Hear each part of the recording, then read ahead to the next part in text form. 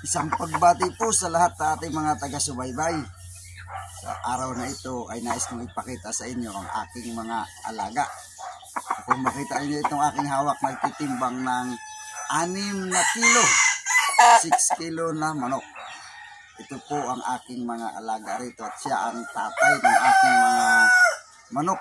Ngunit dito sa aking alagaan ay hindi lang siya ang aking gagamitin, sapagkat nag-iiwas tayo na inbreed o makastahan niya ang kanyang mga anak. So mayroon pa rin tayong ibang, ngunit ito ang pinakamalaki ko dito, umaabot ng 6 kilos. Hindi pa po ito ganun katanda.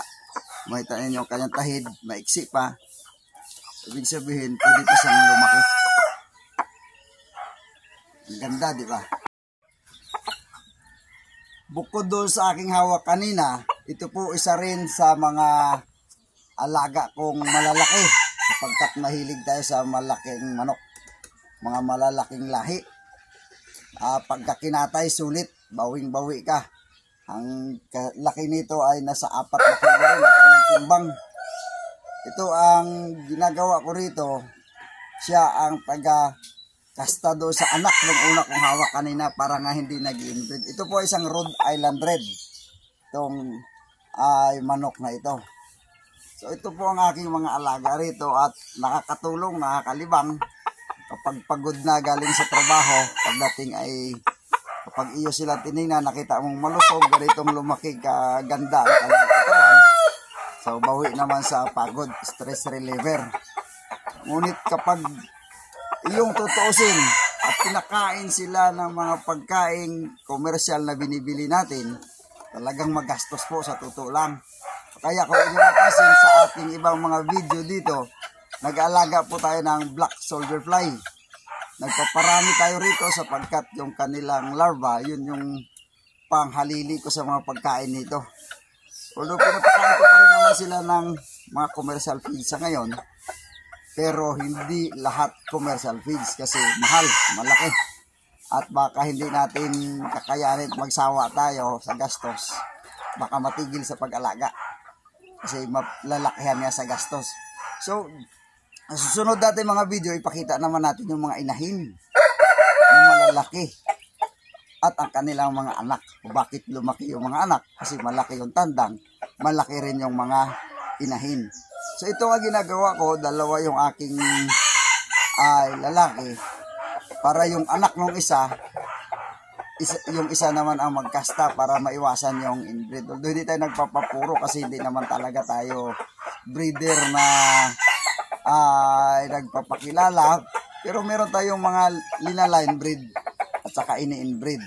Kaso lang, para sa mga pangkatay natin at pangbenta-benta na merong gustong bumili, ay yung mga crossbreed. Kasi malulusog sila at malalaki. So yung anak nung isa kanina, papakasta natin dito, yung anak nila mas lalong malalaki rin. Umaabot na lang. Yung isang buwan pa lamang ay kulang-kulang nasa kalahating kilo na. Sa native po sa range sa chicken, hindi katulad ng 45 days na yung isang buwan ay talagang 1 kilo na mahigit. So maraming salamat po sa inyong pagsubaybay sa ating mga video at inyo pang makita yung iba nating mga alaga dito sa aking manukan. At yung pag-alaga ng black soldier fly, palagi ko pong pinapaalala na napakalaking tulong sa mga nag-aalaga ng manok, sapagkat malinis ang iyong manukan kung meron kang black soldier fly, kasi yung mga dumi ng iyong manok ay kinakain ng larva ng black soldier fly.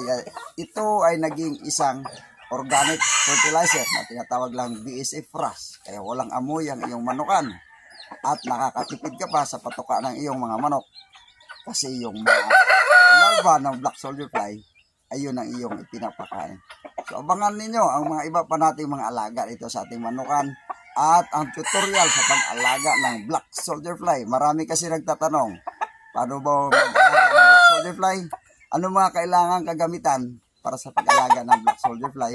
Sa susunod pa natin mga videos, sa mga parating na mga videos pa natin, atin iyang ipapakita para matutunan din ng iba paano mag-alaga ng black soldier fly at kung ano mga kailangan. Maraming salamat po sa lahat. Magandang